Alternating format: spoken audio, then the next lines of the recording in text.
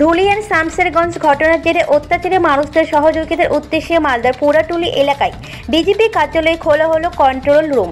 সেই control room উদ্বোধনে বিজেপির রাজ্য সভাপতি সুকান্ত মজুমদার, এছাড়া উপস্থিত ছিলেন দক্ষিণ মালদা বিজেপির সভাপতি অজয় গাঙ্গুলি, বিরোধী দলনেতা অম্লান ভাদুরী সহ বিজেপি কর্মীরা।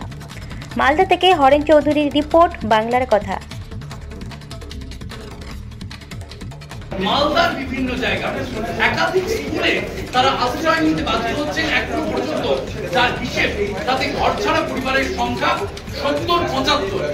অনেকে রাজ্য প্রশাসনের উদ্যোগে বাড়ি ফেরাতে চেষ্টা করা হলেও এখনো প্রায় আমরা দাঁড়িয়ে রয়েছি মালদা জেলা বিজেপি কার্যালয়ে, যেখানে বিশেষ কন্ট্রোল রুম করা হয়েছে। যে কন্ট্রোল রুম তদারকি করছেন স্বয়ং বিজেপি রাজ্য সভাপতি সুকান্ত মজুমদার, এবং সেখানে একাধিক ল্যাপটপ রয়েছে।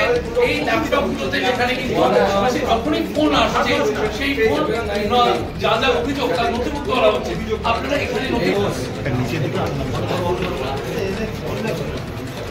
একের পর এক হেল্পলাইন নম্বর আমরা দেখতে পাচ্ছি। সুকান্ত মজুমদার তিনি একদম পরপর পাতায় হেল্পলাইন নম্বরগুলি নিয়ে দাঁড়িয়ে বসে রয়েছেন, এবং একাধিক